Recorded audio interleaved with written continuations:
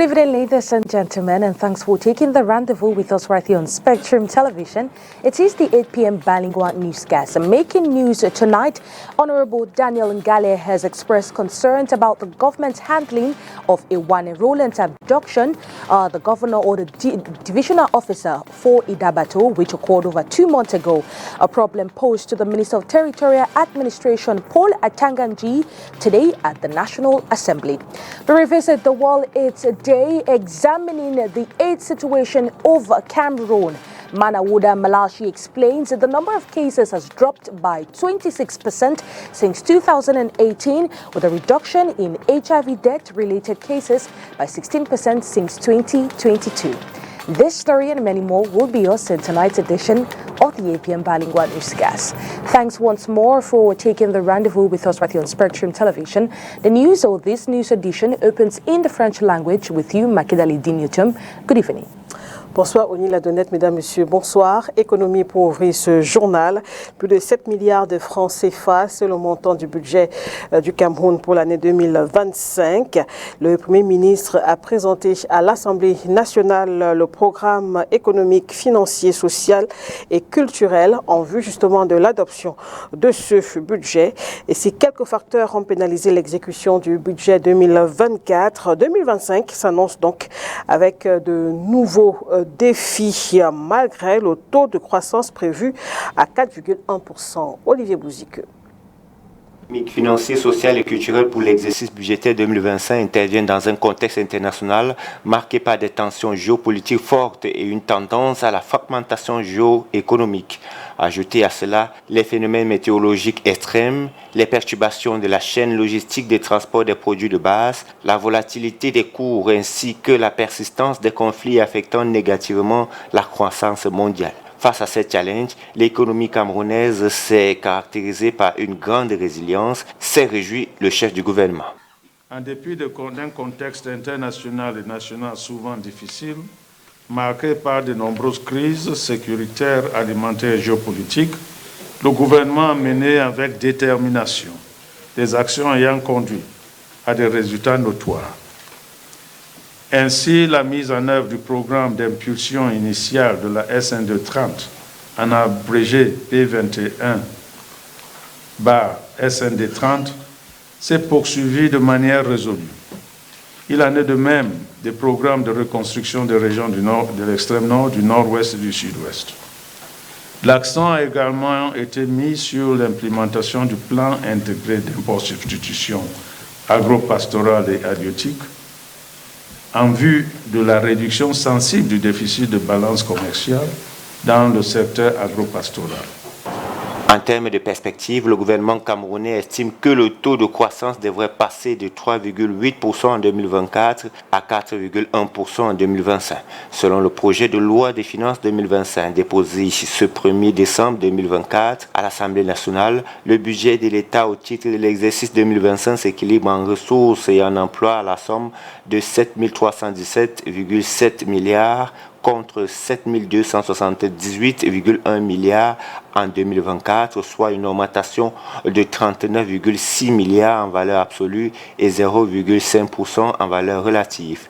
Pour 2025, le besoin de financement de l'État se chiffre à 1 795 milliards contre 2 071 en 2024, soit une baisse de 275,1 milliards de francs CFA.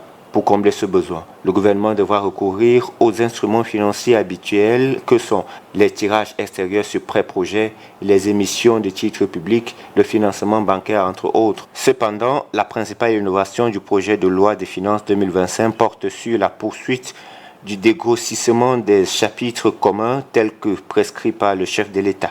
Il convient aussi de signaler que la dynamique de baisse des subventions des prix des carburants à la pompe sera renforcée, celle-ci passant de 263 milliards en 2024 à 15 milliards en 2025.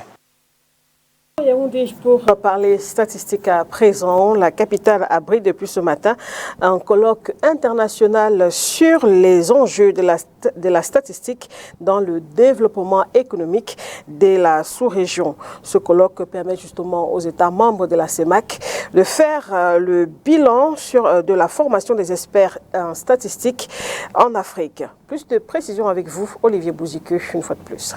L'Afrique est confrontée à de nombreux défis socio-économiques et de développement, notamment la pauvreté, les inégalités, la santé publique et l'éducation. Pour relever ces défis, les pays de la sous-région Afrique centrale estiment qu'il est crucial d'avoir accès à des données fiables et pertinentes pour éclairer la prise de décisions et orienter les politiques publiques. C'est le sens à donner à ce colloque international ouvert à Yaoundé. La statistique est un outil.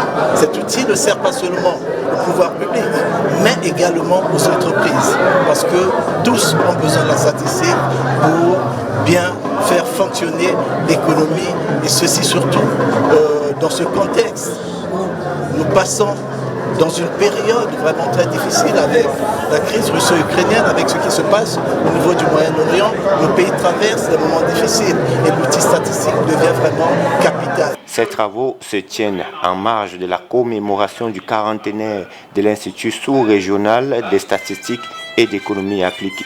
Célébration qui permettra aux pays de la CEMAC d'évaluer et dresser le bilan des réalisations de cette école internationale avant de se projeter. Il faut d'abord savoir que de 1984 à 2024, nous avons formé au total 3245 statisticiens, toutes filières confondues. Et le Cameroun a bénéficié par exemple de 57%. Pour un pays, il est capital de disposer des statistiques fiables, parce que ça permet à nos gouvernants de prendre des décisions également très importantes. Parce que la statistique, c'est un outil d'aide à la décision, surtout pour les pouvoirs publics. Au terme des échanges qui regroupent des chercheurs, praticiens et décideurs autour des enjeux de statistiques appliquées, des recommandations seront formulées en vue de renforcer l'impact de la statistique dans le développement économique de la sous-région. Et on s'intéresse à la santé, notamment à la célébration de la 37e journée mondiale de lutte contre le VIH-Sida. C'était hier, comme tous les 1er décembre. Au Cameroun, cette célébration était articulée autour du thème « Suivons le chemin des droits, notre santé, nos droits ». Nos autorités ont justement saisi cette occasion pour rappeler les bons points, mais aussi les défis qui demeurent dans la lutte contre cette maladie dans notre pays. Retour sur cette célébration avec vous, Inès Pangan et Dieudonné Niassa. Le Cameroun dit garder l'option de l'éradication du sida à l'horizon 2030.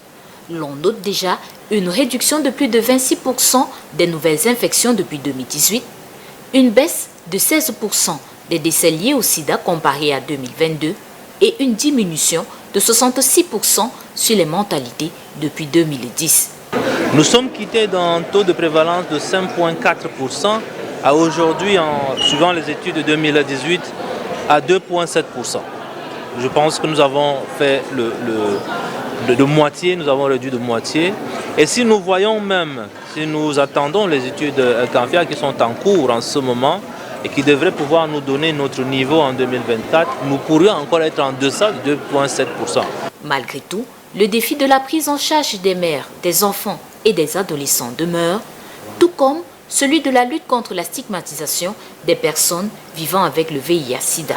Au rang de faiblesse, c'est la maîtrise de la transmission de la mère à l'enfant, ce qu'on appelle, nous appelons la transmission verticale, la stigmatisation et la discrimination. Vous savez très bien que lorsque quelqu'un a honte, lorsque quelqu'un a peur qu'on le stigmatise, qu'on le discrimine, il ne va pas faire son test.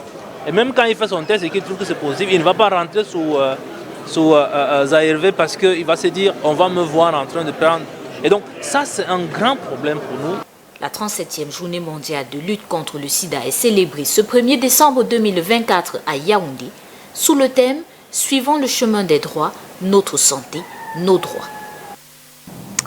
Avoid stigmatization and discrimination is the main message sent across by the Minister of Public Health, Manawuda Malashi, as he gives details of the HIV situation of the country. Let's take a listen to him.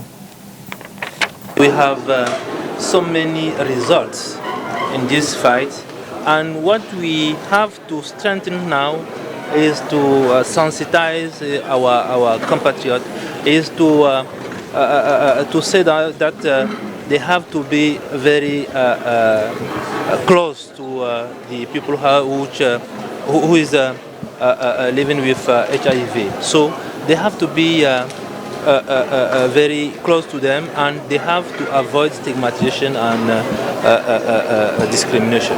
That is the main message. I think when we take our strategies and we take our results now, I think we have to be very satisfied on this issue.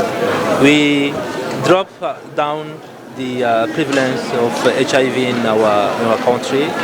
In 2017 and 2004, we are about 5.4%. Now, in the studies we have in 2018, we are about 2.7. So I think we have done very much efforts, and we are going to pursue to continue with this effort, and we are going to drop down in the perspective of elimination of HIV in 2030 in our country. Sur le même sujet, au Cameroun, dans le cadre toujours de la lutte contre le VIH-Sida, on arrive à relever difficilement le défi en rapport avec la prise en charge des mères, enfants et adolescents. Ces populations cibles demeurent victimes de stigmatisation. De même, seulement 37% des enfants étaient sous antirétroviraux en 2022, d'après des chiffres officiels. Inès Pangan. Les témoignages des femmes enceintes et adolescents vivant avec le VIH font état des difficultés rencontrées par ces derniers dans la société et dans les centres de santé. Entre autres, la gestion des intrants, l'absence de services de prise en charge dans tous les districts de santé, la coordination de la décentralisation, le suivi-évaluation des patients et la non-gratuité du dépistage et de la prise en charge de la syphilis et de l'hépatite B. L'une des conséquences, c'est le faible taux d'adolescents qui suivent un traitement ARV en comparaison aux adultes en 2022. On reste très loin derrière lorsqu'il s'agit de traitement pour les enfants vivant avec le VIH-Sida, alors que 82% des adultes vivant avec le VIH-Sida ont accès au traitement, comme je le disais tantôt. Seuls 37% des enfants vivant avec le VIH-Sida sont sous traitement, étaient sous traitement en 2022. Loin des centres hospitaliers, le chemin vers le bien-être de ce groupe est encore en 2023 parsemé de stigmatisation. Ce n'est pas seulement ma famille qui était au courant, c'est sorti de la maison, ça s'est retrouvé aussi au lycée. En cette période, j'étais en terminale et j'ai eu beaucoup de stigmatisation pour une époque qui normalement devrait être un peu plus calme. Ça s'est avéré très difficile pour moi, particulièrement au lycée. En 2022, plus de 13 000 enfants sont nés porteurs du VIH pour un taux de prévalence évalué à 3,4%. Un chiffre en baisse en comparaison en 2021, alors estimé à 4%. Culture Ngondo 2024, les ancêtres Sawa appellent à la solidarité et au patriotisme. C'est en tout cas le message sorti des eaux hier 1er décembre lors des festivités marquant l'apothéose de la fête de l'eau édition 2024. Les détails avec vous, Oyandonken et Julie Po. La chaleur qu'il fait dans la ville de Douala depuis quelques jours n'a pas réussi à décourager les dizaines de milliers de personnes qui ont convergé ce dimanche 1er décembre 2024 vers les berges du Vouri. Le Ngondo, fête traditionnelle de l'eau chez les peuples Sawa, rentre en gare après un mois d'activité. Hasard de la vie ou simple signe du destin, alors que le message des ancêtres est « Nous devons continuer dans la solidarité entre nous et nous devons y rajouter un peu plus, comment je dirais ça, de patriotisme. la solidarité avec beaucoup de patriotisme parce que nous avons besoin de toutes les mains pour nous accompagner et pour que le peuple Sawa puisse atteindre ses objectifs. L'on peut voir une assistance multiculturelle de par les vêtements traditionnels. Le Premier ministre chef du gouvernement, n'est-ce pas, transmettant celui du chef de l'État, son Excellence Paul Biya, souhaite que le Ngondo, qui est une fête annuelle au milieu Sawa, soit l'occasion de rappeler les uns les autres à évoluer dans l'unité. Et il se trouve que ce jour, le message de l'eau a été celui de l'appel à l'entraide, à la solidarité. Et donc c'est le même message que le gouvernement de la République prône, que nous puissions toujours nous sentir un. Parce que les Sawa aujourd'hui, ce n'est pas seulement le Douala, mais c'est plusieurs autres tribus tout autour.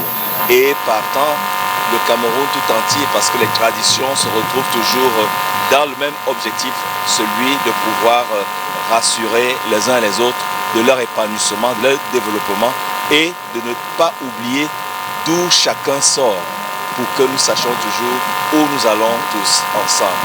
Donc c'est l'appel à la paix, à la convivialité, à l'unité, à l'entraide. Le Ngondo Dja-Njongwanele édition 2024 a également été marqué par des articulations telles que la lutte traditionnelle.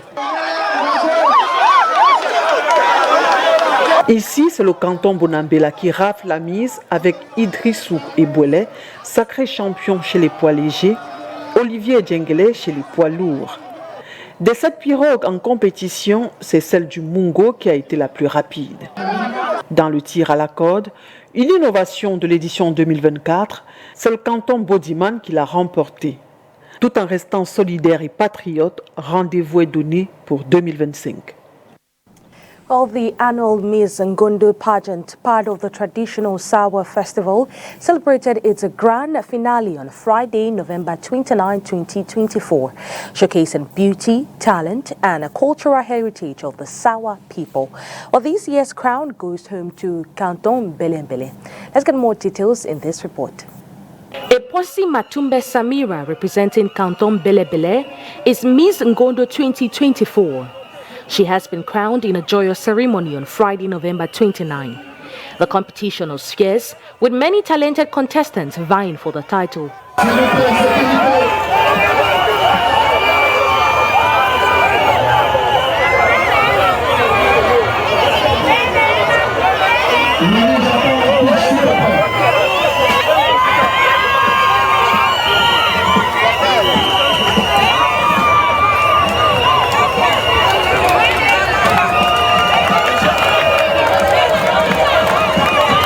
The first runner-up was Tu Eboavonia from the Canton Jonjo, while Ndome Eyumevei from Canton Deido secured the position of second runner-up. The Miss Ngondo pageant is more than just a beauty contest. It is a celebration of culture, tradition, and community values. It provides a platform for young women to express themselves and promote the rich cultural heritage of the Sawa people. The event fosters unity and encourages local participation in cultural events. The crowning of Eposi Matumbe Samira as Miss Ngondo 2024 marks another successful chapter in the festival's history. As she embarks on her reign, she will undoubtedly play a vital role in promoting cultural awareness and community engagement throughout her tenure. This traditional feast came to a close on Sunday in Douala. Ngondo 2024, toujours une des innovations de cette édition 2024, est le carnaval. Et le samedi dernier, les populations de la cité économique ont pu vivre en grandeur nature les cultures des différents peuples qui habitent également dans la région du littoral. Objectif avoué, célébrer la diversité et le vivre ensemble. Orient donc.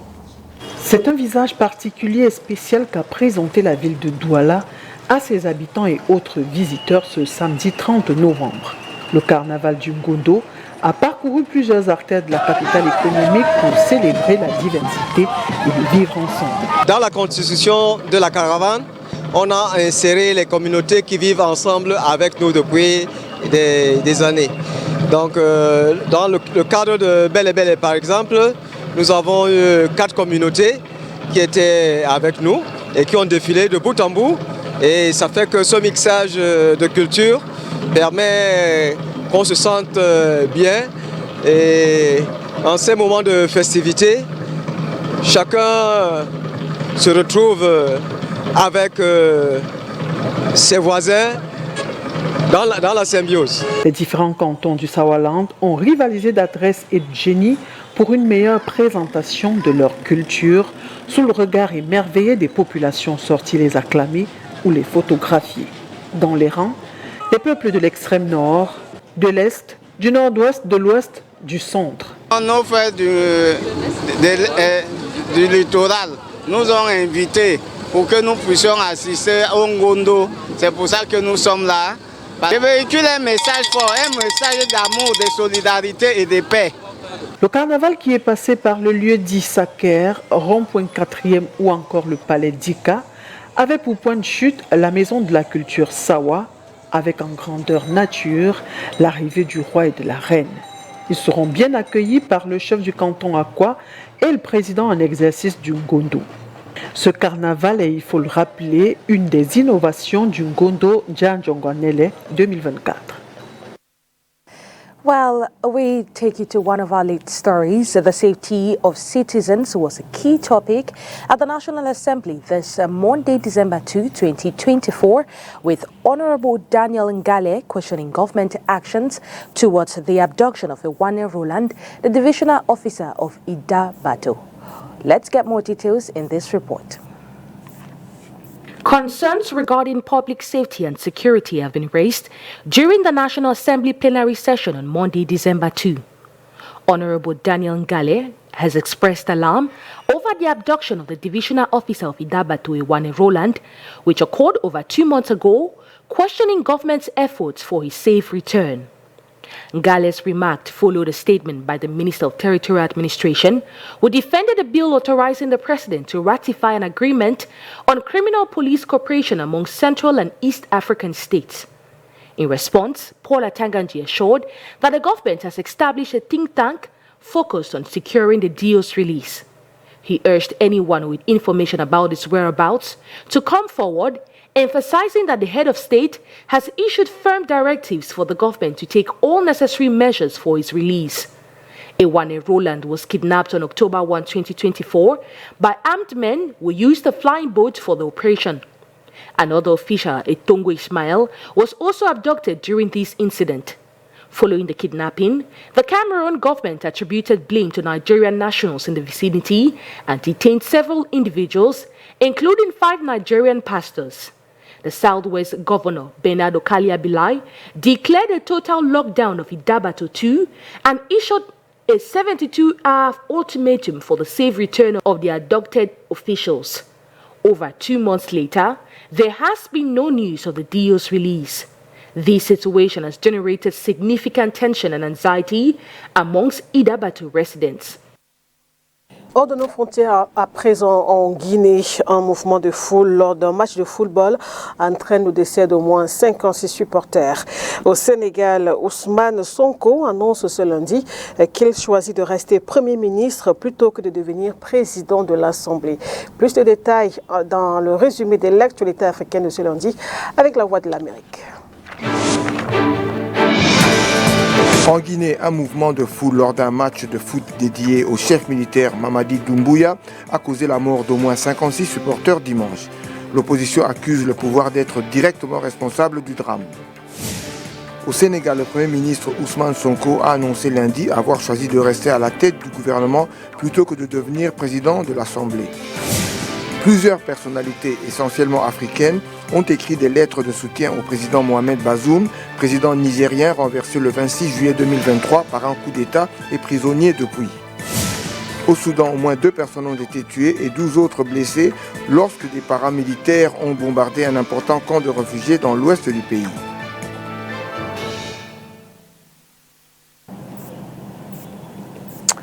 Well, it's with that report that we put an end to tonight's edition of the 8 p.m. Bilingual Newscast.